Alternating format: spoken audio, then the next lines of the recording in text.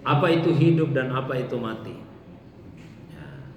Allah Subhanahu wa taala memberikan banyak nama di dalam Al-Qur'an untuk menamai kematian. Namanya yang populer yang kita kenal itu maut. Jadi yang paling populer kan sudah diserap juga ke bahasa Indonesia. Misalnya di surah Al-Mulk, Tabarakallazi biyadihil mulku wa huwa ala kulli syai'in qadir allazi khalaqal maut wal hayat. Satu, Allah menamai kematian itu dengan nama Al-Maut, kematian. Kan dari nama itu kita akan melihat apa yang dimaksud dengan hidup dan mati. Karena sesuatu itu diketahui dengan mengetahui kebalikannya. Nah, terus Allah juga menamai kematian itu dengan nama wafat. Wafat. Nah, ini kan juga sudah diserap masuk ini ke bahasa Indonesia. Wafat. Allahu yatawaffa al-anfus hina mautiha. Allah yang mewafatkan jiwa-jiwa ketika matinya. Yang ketiga, kematian itu disebut juga dengan halak. Halak, kebinasaan. Inimru'un halak. Ketika ada seseorang yang halak, itu di Al-Quran disebut, yang mati. Yang keempat, kematian disebut dengan ajal. Disebut dengan ajal. Kemudian yang kelima, kematian disebut dengan qada nahbah. Falamma qada nahbah, itu ada qada nahbah. Yang keenam, kematian dinamakan dengan al-yakin. Jadi banyak itu namanya kematian. Nah, saya sebut, jawab semua tadi banyak pertanyaan itu panjang sekali. Yang khusus dulu tentang hidup dan mati. Apa itu maut? Kematian. Dia lawan dari haya, kehidupan. Kalau ditanya apa itu kehidupan? Kalau secara zahir, yang dimaksud dengan haya adalah satu keadaan. Siapa yang berada pada keadaan tersebut, dia punya kemampuan untuk merasa, punya kemampuan untuk bergerak, punya kemampuan untuk idrak, mengetahui. Jadi mati adalah hilangnya semua kemampuan tadi, zahirnya kan. Tapi ada pengertian yang sangat menarik yang dikemukakan oleh seorang mufassir ahli tafsir dan juga seorang sufi, Syekh Muntawalli Sya'rawi. Hidup itu adalah berfungsinya sesuatu sesuai dengan tujuannya. Itu hidup. Jadi hidup adalah berfungsinya sesuatu sesuai tujuan. Berarti mati adalah tidak berfungsinya sesuatu sesuai tujuannya. Karena itu kita mesti hati-hati. Di satu sisi ada benda yang mungkin kita katakan benda mati, tapi dia hidup sebetulnya karena dia berfungsi sesuai tujuan. Di sisi lain kita ini mungkin merasa hidup, tapi sebetulnya kita sudah mati karena tidak berfungsi sesuai tujuan. Tanah itu mati atau hidup tanah? Ya. Tanah apa ya? Hidup ya? Tanah mati atau hidup tanah?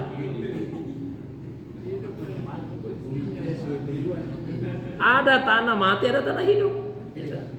Di Al-Quran disebut begitu. Dialah Allah yang telah menurunkan hujan dari langit, lalu Allah menghidupkan dengan hujan itu tanah yang tadinya mati. Berarti ada tanah mati, ada tanah hidup. Yang mana itu tanah mati yang tidak berfungsi? Apa sih fungsinya tanah? Untuk menumbuhkan tanam-tanaman. Begitu dia sudah tidak lagi menumbuhkan tanam-tanaman, tanah mati.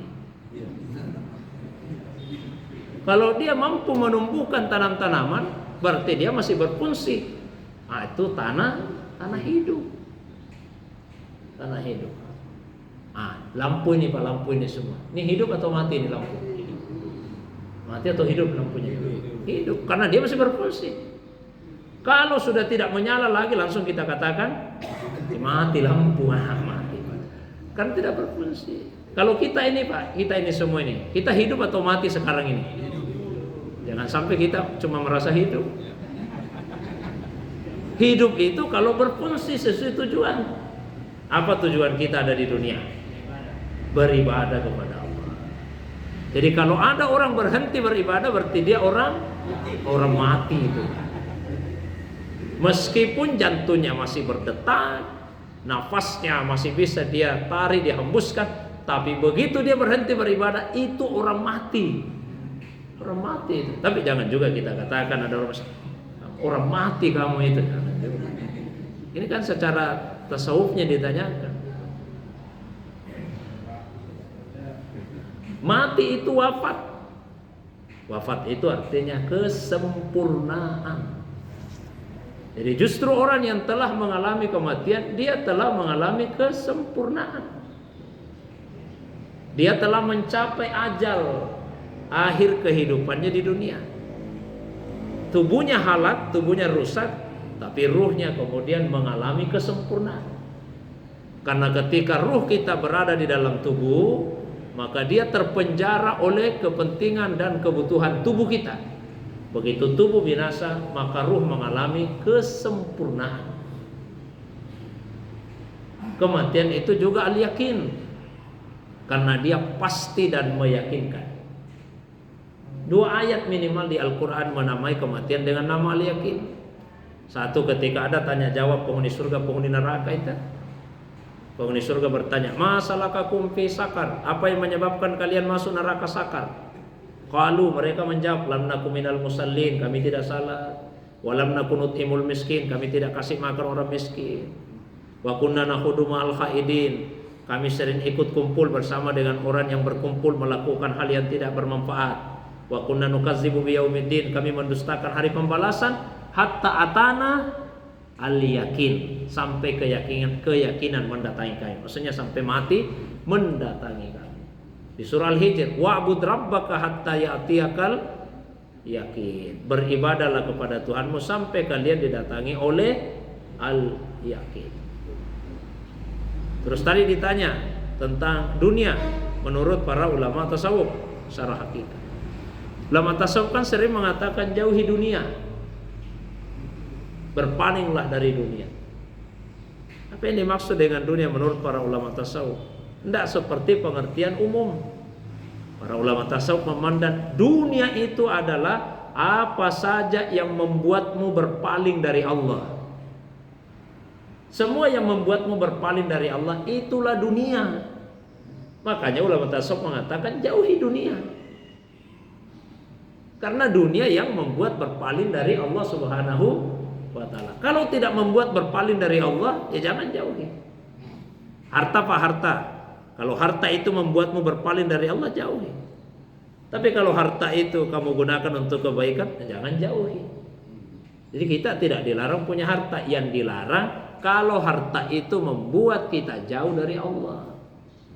Jabatan, kalau jabatan itu membuatmu jauh berpaling dari Allah, jauhi jabatan.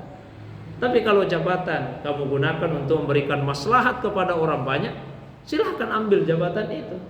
Berikan manfaat kepada orang banyak. Karena kalau jabatan tidak di tangan orang baik, maka dia akan di tangan orang jahat dan akan menyusahkan orang. Ya, itu Pak ya. Surga, neraka. Surga secara umum tempat bagi orang-orang yang baik. Tapi itu bukan hanya di akhirat kelak. Surga itu adalah kenikmatan yang Allah SWT karuniakan kepada orang-orang yang taat. Di dunia pun kalau kita taat kepada Allah, diberikan kepada kita jannah, diberikan kepada kita surga. Maka di dunia ini ada taman-tamannya surga. Halaqah-halaqah zikir itu taman-tamannya surga. Tempat antara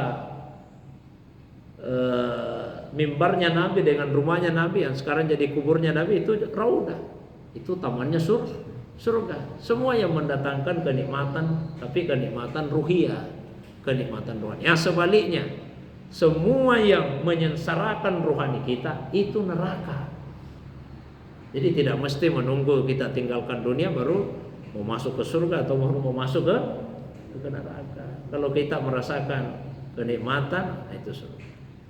Sama Pak, keluarga bisa jadi surga, bisa jadi neraka. Ya, bisa jadi surga, bisa jadi neraka. Ya. Kalau keluarga itu membuat kita dekat dengan Allah, maka keluarga itu, rumah tangga itu adalah surga. Tapi kalau menjauhkan kita dari Allah, ya, maka bersiap-siaplah untuk merasakan neraka. Belum tersiksa di akhirat, tersiksa memang di dunia, Pak. Nah, itu neraka dunia. Itu tentang beberapa istilah tadi, Allah.